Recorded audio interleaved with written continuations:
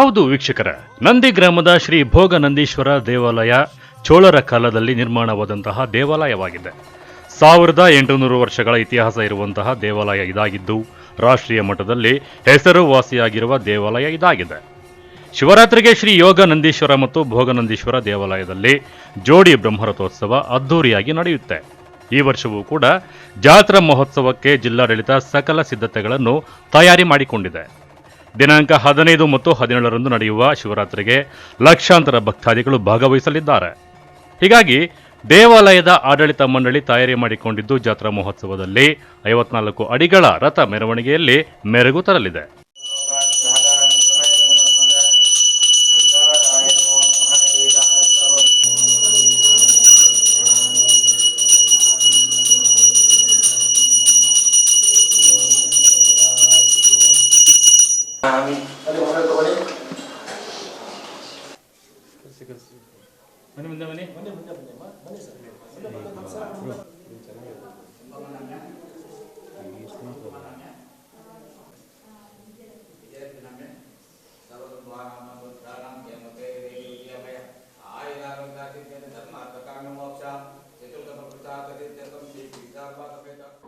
ಚಿಕ್ಕಬಳ್ಳಾಪುರ ಜಿಲ್ಲೆಯ ಹೆಮ್ಮೆಯ ಉತ್ಸವ ಯೋಗ ಹಾಗೂ ಭೋಗನಂದೀಶ್ವರ ಸ್ವಾಮಿಯ, ಅದರಲ್ಲೂ ವಿಶೇಷವಾಗಿ ಶಿವರಾತ್ರಿಯ ಮಹೋತ್ಸವ.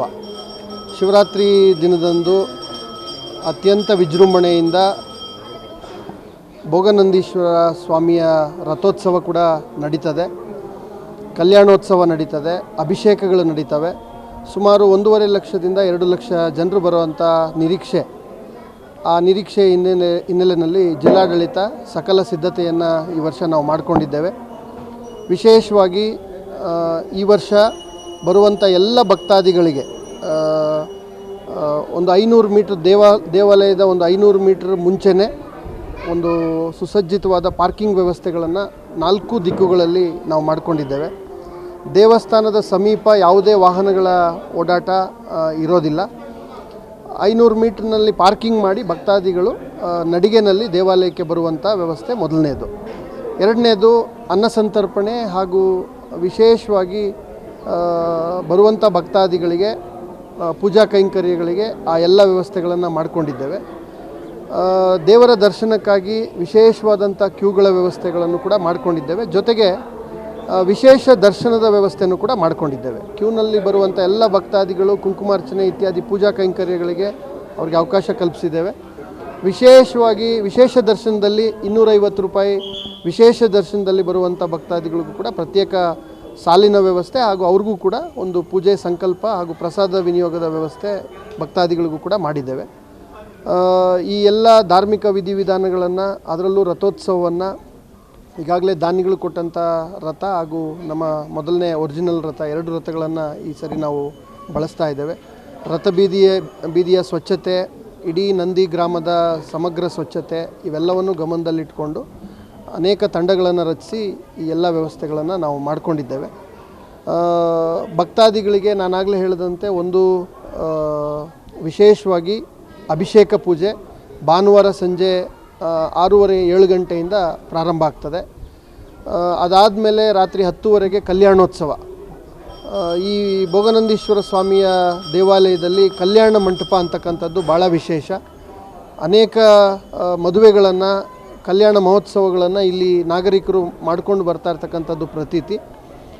ಅದರ ಹಿನ್ನೆಲೆಯಲ್ಲಿ ಸ್ವಾಮಿಯ ಕಲ್ಯಾಣೋತ್ಸವ ಅಂತಕ್ಕಂಥದ್ದು ಭಾಳ ವಿಶೇಷ. ಇಲ್ಲಿ ನಮ್ಮ ಏನು ಕಲ್ಯಾಣಿ ಇದೆ, ಆ ಕಲ್ಯಾಣಿಯಲ್ಲಿ ಸ್ವಾಮಿಯ ಕಲ್ಯಾಣೋತ್ಸವವನ್ನು ಕೂಡ ಇಲ್ಲಿ ಮಾಡಲಿಕ್ಕೆ ಎಲ್ಲ ಸಕಲ ಸಿದ್ಧತೆಗಳನ್ನು ಮಾಡಿಕೊಂಡಿದ್ದೇವೆ.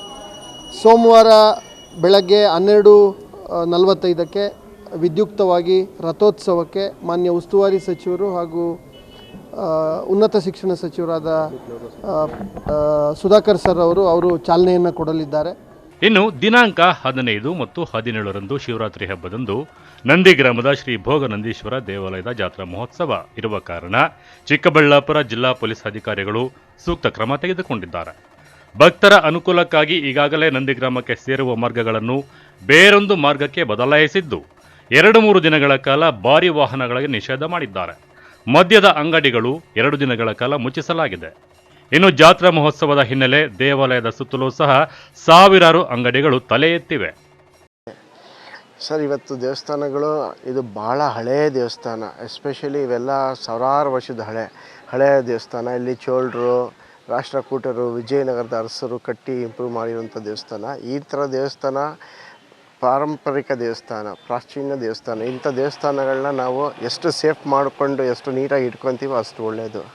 ಇಲ್ಲಿ ಪ್ಲಾಸ್ಟಿಕ್ ಬಾಟ್ಲ್ಗಳು ಹಾಕೋದು, ಗಲೀಜು ಮಾಡೋದು, ಕಿರ್ಚಾಡೋದು ಈ ಥರ ಎಲ್ಲ ಮಾಡೋದು ಬಿಟ್ಟು ಬಂದು ಭಗವಂತನ ದರ್ಶನ ಮಾಡಿಕೊಂಡು ಹೋದರೆ ಖಂಡಿತ ಒಳ್ಳೆಯದಾಗುತ್ತೆ. ನಾವಿಲ್ಲಿ ಬಂದೀವಿ, ಬರ್ತಾ ಇರ್ತೀವಿ, ಆಗುತ್ತೆ. ಮಿನಿ ಅರುಣಾಚಲೇಶ್ವರ, ಇಲ್ಲಿ ನಿಮಗೆ 3 ಶಿವನ್ನು ನೋಡ್ತೀರಾ.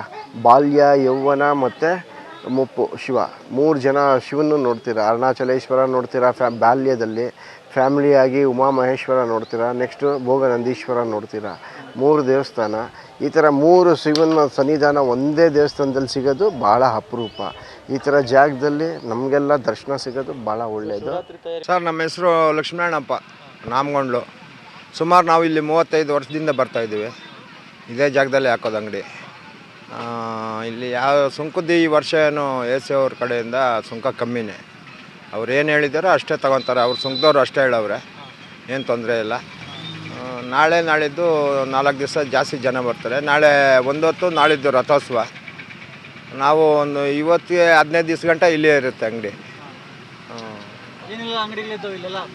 ಸರ್, ಇಲ್ಲೆಲ್ಲ ಕಳ್ಳೆಪುರಿ ಅಂಗಡಿ, ಬೊಂಬೆ ಅಂಗಡಿ ಎಲ್ಲ ಇರುತ್ತೆ ಸರ್. ನಮ್ಮಲ್ಲಿ ಖಾರ ಬೂಂದಿ, ಮಿಕ್ಸರು, ಮೈಸೂರು ಪಾಕು, ಬೆಲ್ಲದ ಮೈಸೂರು ಪಾಕು, ತುಪ್ಪದ ಅವಲಕ್ಕಿ ಎಲ್ಲ ಸಿಗುತ್ತೆ. ಕೆಂಪಕ್ಕಿ ಪುರಿ ಇದೆ, ಸಪ್ಪೆ ಪುರಿ, ಉಪ್ಪುರಿ, ಜಿಲೇಬಿ, ಪಕೋಡ ಎಲ್ಲ ಇರುತ್ತೆ ಸರ್. ಇಲ್ಲಿ ಸುಮಾರು ಒಂದು 3 ಲಕ್ಷ ಜನ ಸೇರ್ಬೋದು ಸರ್ ಅಂದಾಜು. ನಾಳೆ ಈ ಜಾಸ್ತಿ ಗ್ರ್ಯಾಂಡಾಗಿ ಮಾಡ್ತಾಯಿದ್ದಾರೆ. ಒಂದು 3 ಲಕ್ಷ ಜನ ಮೇಲೆ ಸೇರ್ಬೋದು. ಇನ್ನು ವಿಶೇಷ ಏನಪ್ಪಾ ಅಂದರೆ MMTV ಸುದ್ದಿ ಮತ್ತು ಮನರಂಜನಾ ವಾಹಿನಿ ಇಂದಿಗೆ 5 ವರ್ಷಗಳು ಪೂರೈಸಿದ್ದ ಸಲುವಾಗಿ ಶ್ರೀ ಭೋಗನಂದೀಶ್ವರ ದೇವಾಲಯದಲ್ಲಿ ವಿಶೇಷ ಪೂಜೆ ಸಲ್ಲಿಸಲಾಯಿತು.